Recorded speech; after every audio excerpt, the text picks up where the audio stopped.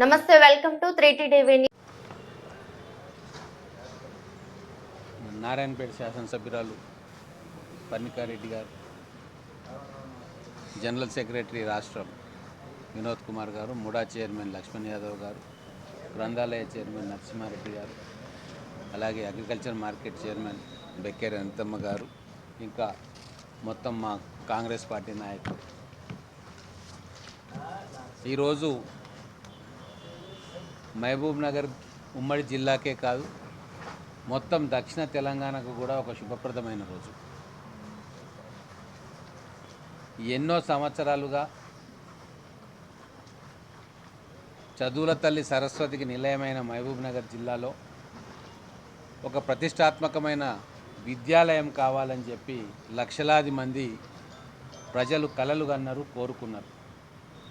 తమ పిల్లల్ని చదివించుకోవడానికి ఎక్కడెక్కడికో పంపేవారు. మంచి ర్యాంకులు వచ్చి మంచి కాలేజీలలో చేర్పించడానికి అటు ఆర్ఈసి రీజనల్ ఇంజనీరింగ్ కాలేజ్గా ఉన్న వరంగల్కు, తర్వాత హైదరాబాద్కి, బాసరకి, కర్ణాటకలో పలు ప్రాంతాలకు ఇక్కడ ఉన్న పిల్లల్ని తల్లిదండ్రులు పంపించేవారు. ఎందుకంటే ఇక్కడ ఒక మంచి ఇన్స్టిట్యూషన్ కానీ పేరెన్నిక కన్నా విద్యాలయం కానీ లేకపోవడం. ఈ 75 సంవత్సరాల్లో ఎంతోమంది అధికారంలోకి వచ్చింది, కానీ మన మహబూబ్ నగర్ బిడ్డల కోసం ఆలోచించి వాళ్ళ భవిష్యత్తు కోసం పునాదులు వేసే విధంగా ఆలోచన చేసింది మాత్రం మన గౌరవ ముఖ్యమంత్రి రేవంత్ రెడ్డి గారే.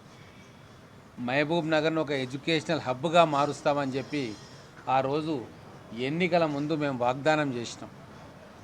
ఇక్కడ మహబూబ్ నగర్ ఎమ్మెల్యేగా నేను, నారాయణపేట ఎమ్మెల్యేగా వారు, ఇట్లా జిల్లాలోని 14 అసెంబ్లీ నియోజకవర్గాల్లోని పోటీ చేసిన మా అభ్యర్థులందరూ కూడా మహబూబ్ నగర్ను అభివృద్ధి చేద్దాం, రేవంత్ రెడ్డి గారు ముఖ్యమంత్రి అవుతారు, మా కాంగ్రెస్ పార్టీకి ఓటేయండి అని చెప్పి ఇల్లు తిరిగి చెప్పినాం.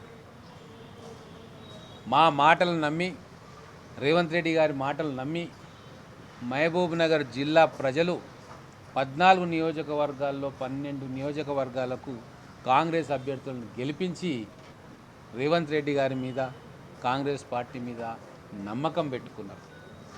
ఆ నమ్మకాన్ని నిలబెట్టుకుంటూ అతి తక్కువ కాలంలోనే ప్రభుత్వం ఏర్పడ్డ మొదటి నెల 2 నెలలనే 5,000 కోట్లతోటి ఎప్పటికీ రాదనుకున్న నారాయణపేట్ కొడంగల్ ఎత్తిపోతల పథకాన్ని మన గౌరవ ముఖ్యమంత్రి గారు శాంక్షన్ చేయించి 1,00,000 ఎకరాలకు జూరాల నుంచి నీళ్ళిచ్చే పథకాన్ని ఆయన మొట్టమొదలే ప్రారంభించారు. దాని సర్వే పనులు జరుగుతూ ఉన్నాయి, అలాట్మెంట్లు జరుగుతాయి, టెండరింగ్ ప్రాసెస్ కూడా కాబోతూ ఉంది. దాని తర్వాత వచ్చిన గొప్ప ప్రాజెక్టు ఇప్పుడు విద్యాపరంగా మన ట్రిపుల్ ఐటీ బాసరలో ఈరోజు దాదాపు 9,000 మంది విద్యార్థులు తెలంగాణ ప్రాంతం మొత్తం నుంచి మెరిట్ బేసిస్ మీద అక్కడ సెలెక్ట్ అయి చదువుతూ ఉన్నారు.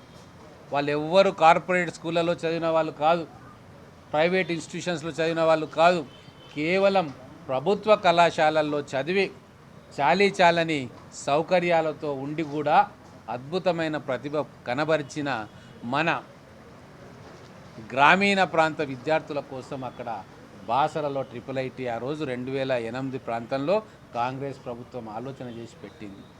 మళ్ళీ ఇన్ని సంవత్సరాల తర్వాత ఆ సంస్థను మన ఉమ్మడి మహబూబ్ నగర్ జిల్లాలో మహబూబ్ నగర్ నియోజకవర్గంలో మరియు జడ్చర్ల నియోజకవర్గం, ఈ 2 నియోజకవర్గాల మధ్యలో మనం ఏర్పాటు చేయడం, మొత్తం ఉమ్మడి జిల్లాలకు అది అందుబాటులో ఉండే ప్రాంతంగా నిర్ధారించి 14 నియోజకవర్గాలకు మధ్యలో ఉండేటట్టుగా మన గౌరవ ముఖ్యమంత్రి గారి ఆశీస్సులతోటి ఈరోజు ట్రిపుల్ ఐటీ మనం శాంక్షన్ చేయించుకున్నాం. జీవో కూడా ఈరోజు మీకు కాపీ ఇచ్చినాం. మొత్తం 6 సంవత్సరాల కోర్స్ ఇది. 10th క్లాస్ కాగానే 10th క్లాస్లో వచ్చిన మార్కుల ఆధారంగా మెరిట్ లిస్ట్ తోటి పిల్లల సెలక్షన్ జరుగుతుంది. అత్యున్నతమైన విద్యా ప్రమాణాలతోటి ఈ ట్రిపుల్ ఐటీలో విద్య కొనసాగుతుంది.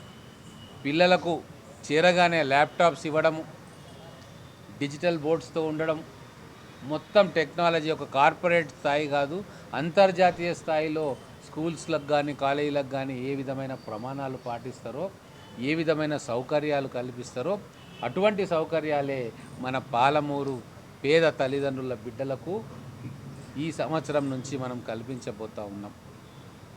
ఆషామాషిగా మేము పని చేయట్లేదు. మా అందరు ఎమ్మెల్యేలం కూడా జిల్లాకు సంబంధించిన ప్రతి ఒక్క అంశం మీద ఏకతాటి మీద ముఖ్యమంత్రి గారి దగ్గరికి పోయి వారిని ఒప్పించుకొని మనం ప్రయత్నం చేస్తూ ఉన్నాం. ఇంటిగ్రేటెడ్ స్కూల్స్ తీసుకురావడంలో కావచ్చు, నేషనల్ హైవేస్లో కావచ్చు, రింగ్ రోడ్ల విషయంలో కావచ్చు, ఇలా ఇరిగేషన్ ప్రాజెక్టుల విషయంలో కావచ్చు, అనేక రకాలుగా మన జిల్లా ముఖ్యమంత్రి గారి దగ్గర నుంచి ఎన్నో వరాల జల్లులు ఈ 16 నెలల ప్రాంతంలో ఈరోజు మన జిల్లాకు రావడం అనేది నిజంగా మనం చేసుకున్న అదృష్టం. ఈ IIIT గురించి ఇంకా చాలా మనం తెలుసుకోవాలి. మన ప్రాంతంలో ప్రభుత్వ బడులలో చదువుకునే పిల్లల కోసమే